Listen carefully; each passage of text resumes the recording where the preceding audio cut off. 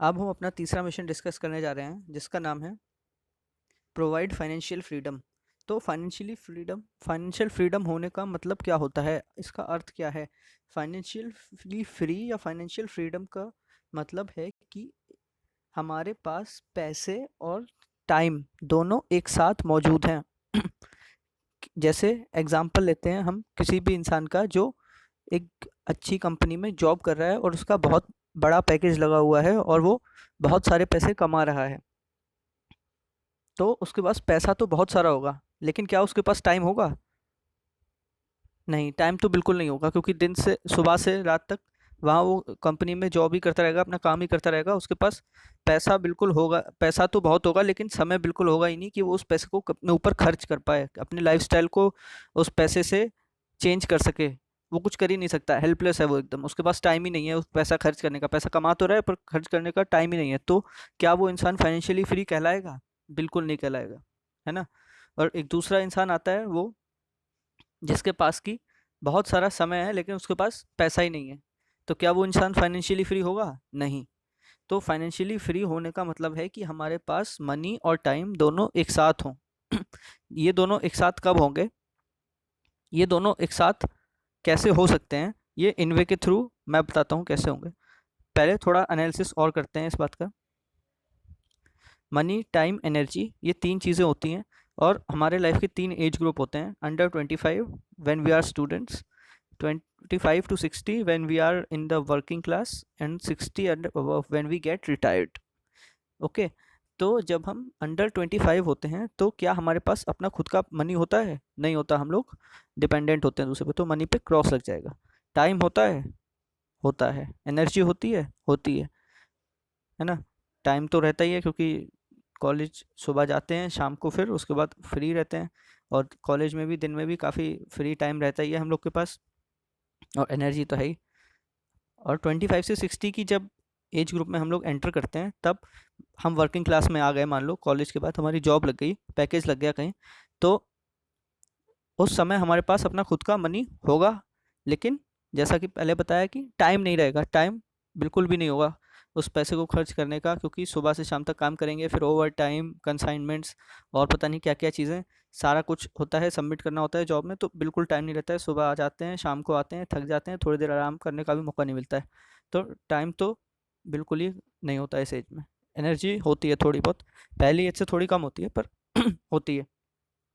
60 above retired, जब हम retired हो जाते हैं तब हमारे पास पैसा होता है? हाँ होता है, पेंशन वगैरह मिलती है और सेविंग्स हमारी होती हैं वो। फिर टाइम होता है? हाँ होता है, क्योंकि जॉब वगैरह कुछ नहीं करते तो टाइम हमारे पास एकदम फ्री रहता है पूरा। एनर्जी, लेकिन एनर्जी नहीं रहती। क्यों? क्योंकि बूढ़े हो जाते हैं तो एनर्जी काफ़ी कम हो जाती है।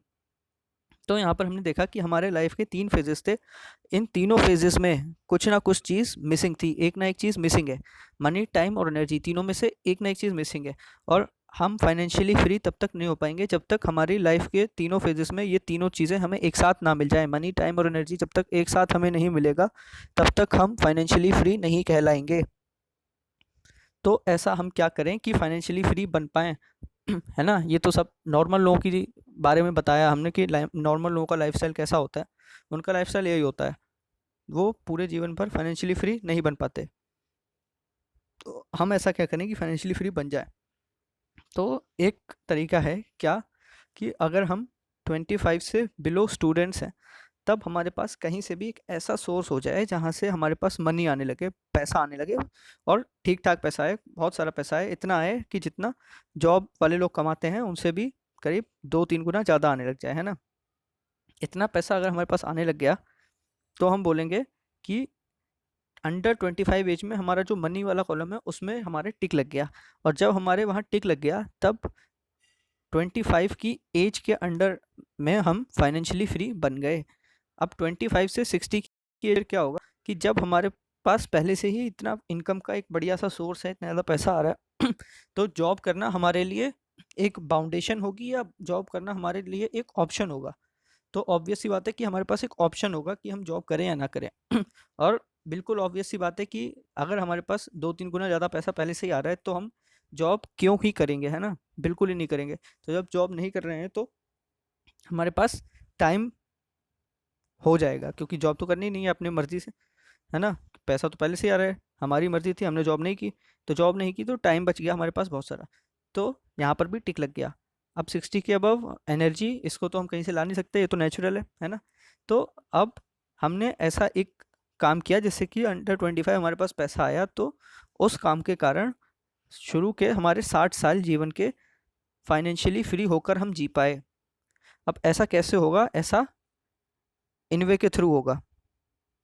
इन्वे की अगर हम इन्वे करते हैं, इन्वे ठीक से काम करना सीखते हैं, इस बिज़नेस को करते हैं अच्छे से, तो हम within the age of 30 financially free हो जाएँगे और बाकी आगे के पूरा जीवन एकदम बढ़िया से हमारा चलेगा, है ना?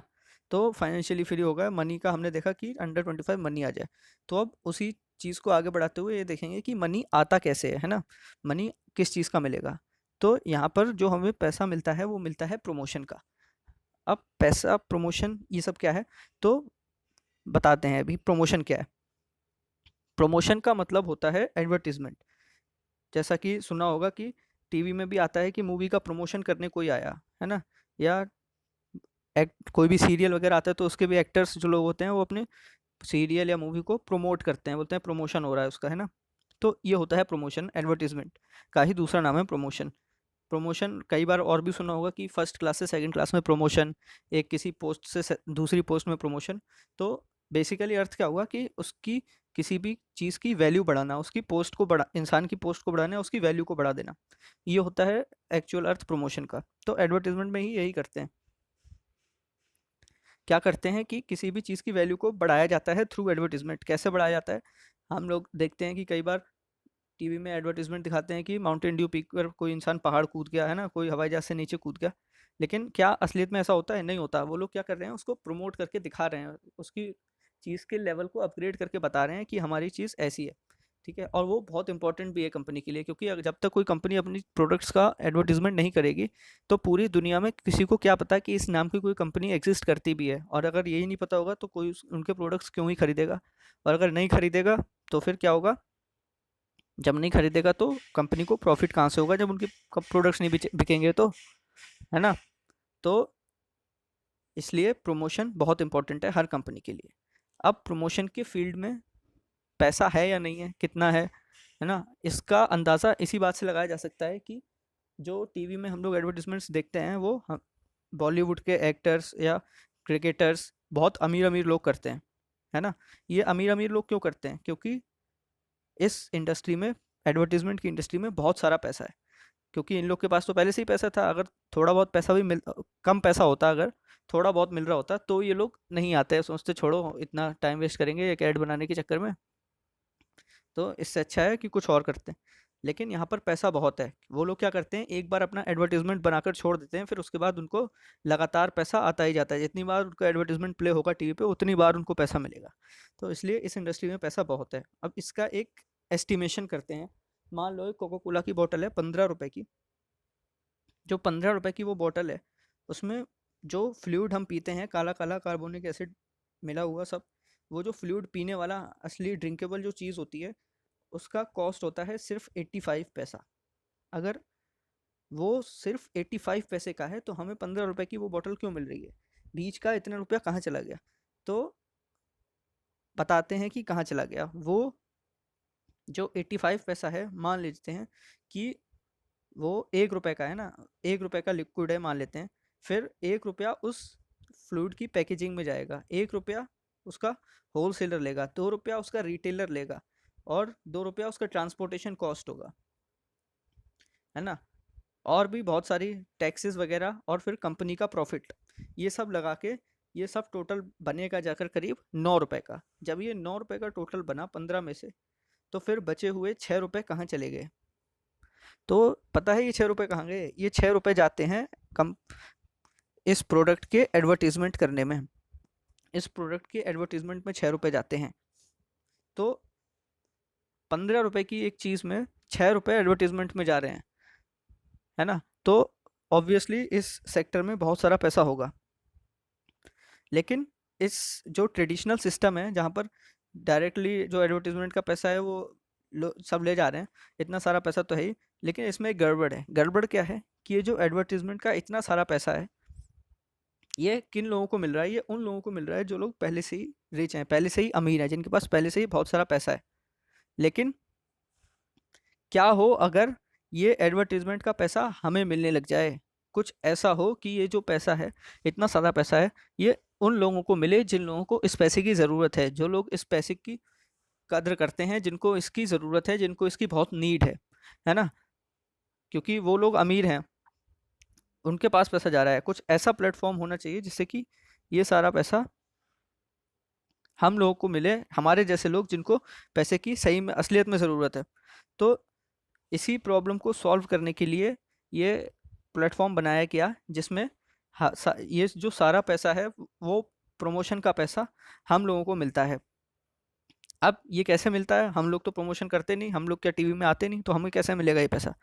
तो हमें ये पैसा ऐसे मिलता है कि हम लोग अपनी डेली लाइफ में हर रोज़ प्रमोशन करते हैं, लेकिन हम लोग कभी उस पर ध्यान नहीं देते। जैसे we promote new movies to our friends, हम कोई भी मूवी देख कर आते हैं तो अपने फ्रेंड्स को बोलते हैं कि देखो कितनी अच्छी मूवी थी यार, हम देख कर आए, तुम भी देखने जाओ। तो फ्रेंड बोलेगा कि हाँ यार, हमारा अच्छा दोस्त है, बोल रहा है कि अच्छी मूवी थी, तो हम भी जाते हैं, देख कर आते हैं इस मूवी को।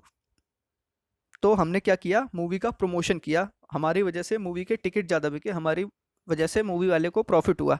लेकिन क्या आज तक कभी मूवी के डायरेक्टर ने हमको इस चीज़ का पैसा दिया कि तुमने मेरी मूवी को प्रमोट किया है? नहीं।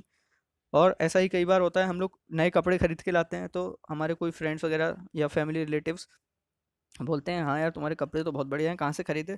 तो हम बोल देते हैं कि आसपास में ये देखो, ये दुकान है, यहाँ से हम लेके आए, बहुत अच्छे कपड़े यहाँ मिलते हैं। तो वो लोग भी गए, उस दुकानदार से खरीद के लाए, लेकिन दुकानदार ने हमारा इसमें कोई प्रॉफिट नहीं कराया। इनडायरेक्टली हमने दुकानदार का एडवर्टीजमेंट तो किया, लेकिन उसका हमें कोई पैसा नहीं मिला।